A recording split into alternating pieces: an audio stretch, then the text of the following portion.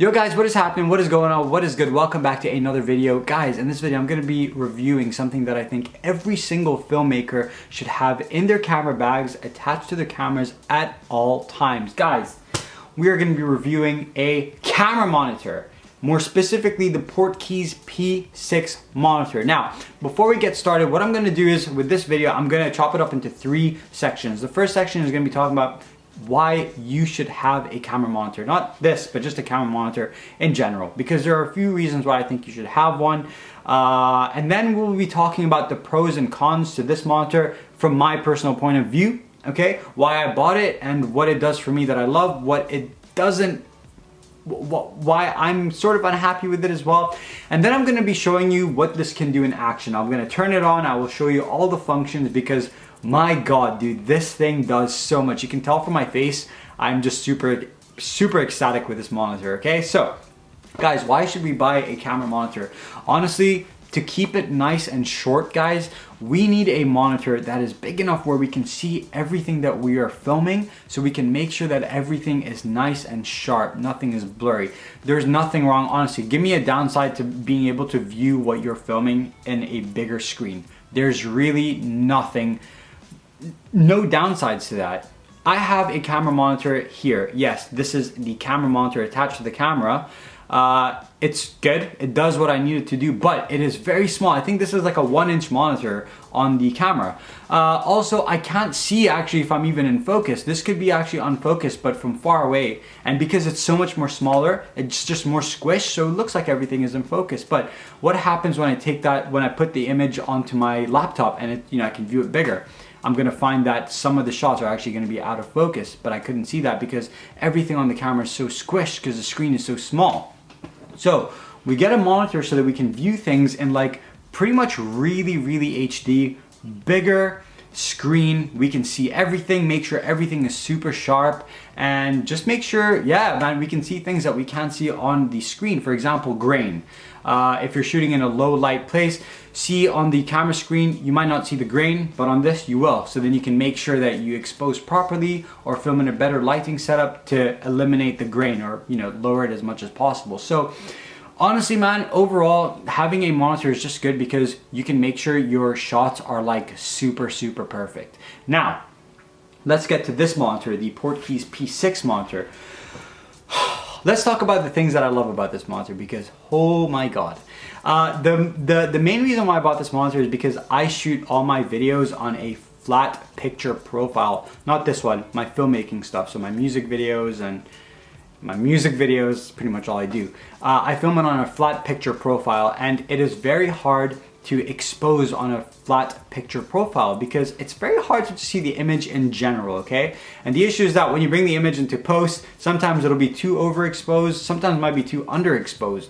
So what this monitor can do is it has LUTs installed in it already when you buy it, but you can actually install your own LUTs into this so that when you're recording the video, you can see what your image is gonna look like with the LUT installed in it. So it's not actually gonna record the video with a LUT on it, which means when you bring the image or when you bring the shots into your post-production, it's still going to be a flat picture profile, but once you add the LUT onto it, it's pretty much perfectly exposed. Ever since I purchased this, I have never had to mess around with the exposure because I have been able to expose perfectly because I have been able to see what my images look like on the LUT that I want on it. Now, I usually put a Fujifilm LUT on all of my videos because I just really like that look. So this came already installed with the Fujifilm LUT. So I have been able to perfectly expose everything, which means in post-production, all I've had to do is mess around with like the mids and then the shadows and maybe even the saturation if I wanted like a little bit desaturated or more saturation on there. That's it. But apart from that, I have never had to really mess around with anything because you can get the image to look as perfect as possible when you are filming because you can view what it looks like with a LUT installed in this already. So that is the main reason why I purchased this. Number 2. Aspect ratios, man. So this camera, this monitor actually comes with the function of being able to film with the aspect ratio to what you want. So for example, if you want to film the video in a square aspect ratio, obviously you need to make sure that your image is composed perfectly for that. So what you can do with this is there's a function where you can add, where you can film, where you can monitor with the aspect ratio on the LUT. So if you want to film on a square aspect ratio, you will have a square option where it'll just crop so that you can compose perfectly. So these aspect ratio functions can make you expose, you know, perfectly, so that when you take it into post-production, you add the crop that you wanted to use, boom, everything is composed fantastically. Now before that, I've had to do some videos where they wanted the aspect ratio to be square, which looked fine, but at the same time, like, damn dude, like it was like I had to use tape to actually put it on the screen so that I knew what the aspect ratio was. Whereas with this, I can get it so perfect that everything is, you know, filmed perfectly. So I don't have to nudge the image, you know, to get it to where I want it to be. This does that already, man. So it's perfect. You have different types of aspect ratios, which I will show you later on. Perfect. Number 3, this video is gonna be very long, but dude, it's so worth it. So number 3, it is very, very light. This is actually made out of plastic. I think it's made out of plastic. Very light, adds nothing, no weight to your camera. Now I have a pretty big camera rig, which I'll show you later, which is already really heavy. I have a V-Lock battery. I have a lot of things on there. It's super heavy, okay? So I kind of worried that having a monitor would add more weight to it. It adds nothing. This is like, it's so light. And the good thing about this as well is that it comes with like a rubber casing. So if you drop it, the rubber casing will absorb most of the shock from that impact, so that it'll lessen the chances of you breaking the monitor. So it's very light, and it's just, the quality is gorgeous. I think they spend most of their time on actually the functions inside rather than the casing, but I like that. Also, I don't remember what number 4, batteries. So I actually hooked this up onto my V-Lock battery, so I never have to use a battery to power this up. But with the batteries, now I have a Canon 70D with 10 batteries, okay? And I've been able to hook up those batteries to this monitor, so I didn't have to actually buy any additional batteries for this, because dude, with camera stuff, you buy one thing, you have to buy 10 other things just to make that thing work. So yeah, this is really, really good, man. So those for me are the good things about this monitor. Now the bad things about this monitor, I only have one. No, I have 2.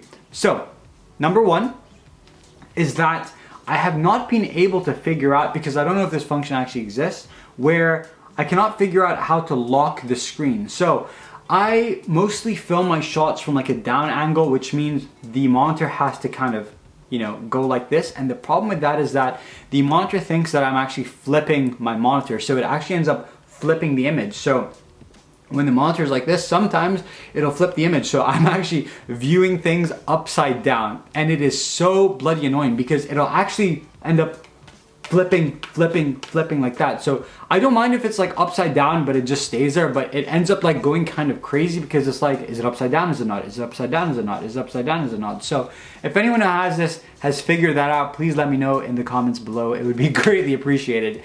The second and only downside to this as well is the fact that I cannot view like the actual camera with the camera monitor view. So I can't see my shutter angle, I can't see my f-stop, the ISO, I can't see any of those things, the white balance, which, you know, is okay because like at the end of the day, I can view the entire image with nothing in there, but I like these options just so that I know I haven't met. So every once in a while, I will kind of like flick something that I shouldn't, and then like in post-production, I'm like, damn dude, I wish I didn't do that, because that is a noticeable change, you know, like for example the shutter angle, or sometimes even my f-stop. I'm like, yo, that's a bit too like shallow depth, you know, like nothing's really in focus. So I wish there was like a way where I could have those, what I'm displaying on the camera monitor on here. I'm pretty sure that there is, so if someone has figured that out, please let me know down below. So guys, I'm sorry I talk really quick, but if I talked really slowly, this video would be so long. So those are the bad and good points with this monitor. I mean, to be honest, man, This thing is a freaking beast. It really is. So what we're gonna do is I'm gonna power this up. I'm gonna bring my big camera and then I'm gonna show you what this bad boy can do because holy moly, it's insane. So yeah, let's do that. Hey guys, so this is the monitor here. So once again, this is being powered up by a V-Lock battery, so there's no battery in the back. So let's turn it on. Let's see how long it takes for the screen to pop up, all right? So 1, 2, 3, 4, 5, 6, 7. So about 6 to 7 seconds, and then you can see what you're wanting to record. So let's get into the menu. So we're going to start with the guides. We have 2x3 here. We can obviously change this, so check this out. As you can see, pretty much anything we want, square, whatever the hell, man. So we'll keep it at 2x3. I like that. Guide masks, we have crosshair. I'm not actually too sure what crosshair does. Doesn't seem to be really doing anything, so we'll keep that off. Grids, I love having a grid on my screen. Just helps with composition, to be honest, but I don't like to have too much, as we can see. So I like to keep my grid at like the option number 3. And then let's go back to video configuration. So backlight, we have aspect, which I keep by 16:9, and then yeah, we have all these. We don't actually have the brightness, contrast, chroma, and all that. I'm not sure why actually. I was able to change it before. Weird. So next up is system configuration. So English 10 seconds, low, user 1. I haven't like done any specifics to like the menu setup. I just kept it how it is. System reset, flip control, wave source. So we have load LUT and then we have the original. So we'll keep it on load LUT and then we'll go back to this is my favorite one here. So we're gonna have the LUT on and then we're gonna go to stored from USB. Or if you have your own, you can load them onto the USB looks, but we'll go for the one that comes installed with the camera, with the monitor already. So we'll go to stored from USB, and we have all of these LUTs here, man. So we have Canon, we have Fujifilm, Nikon, Panasonic, Sony, Zcam, not sure what that is. So once again, you can install your own LUTs, but I like to have it on the Fujifilm, my favorite one. It just gives it that nice old school film look. Happy with that. And then let's go back and let's go to function setup. So we have peaking, we have false color, we have waveform. I don't like to have any of these on. I'm just not really too bothered with them. So we'll go back to firmware. You know, if you want to update the firmware or version information, we have that there. And then we just go to exit. And then we have all these cool things here. So you have the function options here, F1, F2, F3, F4. You can obviously change these, but we have like the color waveform here, RGB.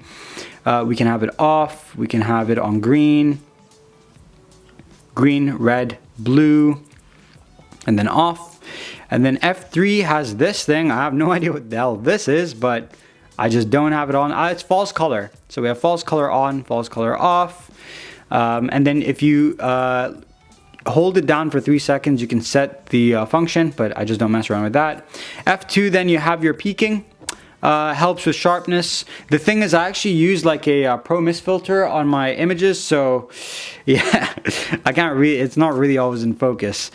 So yeah, turn that off. And then F1 is your check field, green and off, one mono, then check field off. So we have blue, red, green, and then mono, so black and white, and then off. And guys, that is pretty much it. In fact, let's bring our guides back, bro. Why is that off?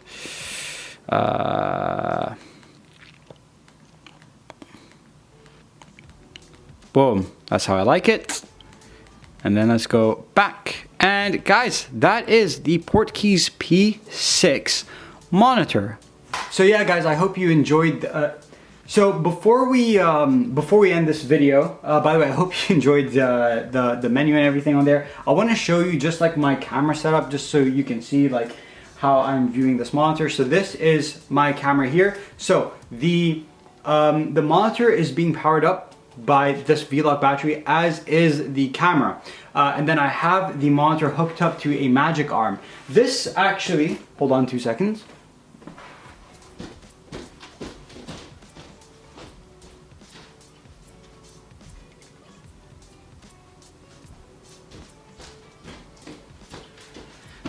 So the monitor comes with this mount already.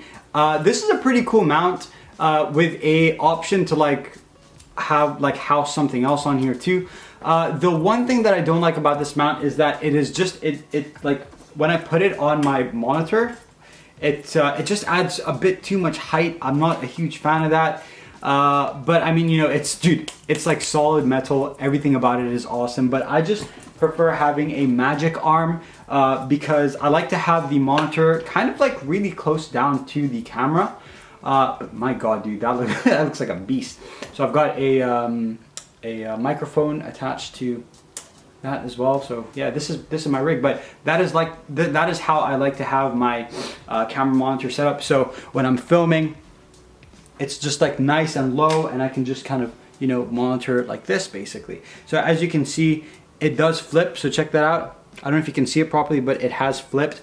And then like when I bring it here, it's back to normal. But then when I'm, you know, when I'm filming, like it'll end up like flipping quite a bit, which can be pretty damn annoying. But you know, once again, if anyone has any idea how to stop that from happening, let me know down below. But guys, the link to this monitor will be down below, the Amazon link. It is an affiliate link, so if you purchase the monitor or anything on Amazon through my link, I will get like, you know, like 0.5% of the commission. So go ahead and check that out and go, you know, go buy it, man. This is a really good monitor. Or buy anything else from Amazon, just use my my link.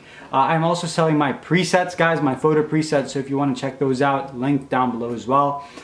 If you enjoyed this video, give it a thumbs up and comment down below. And yeah, if you have any other questions as well, please let me know.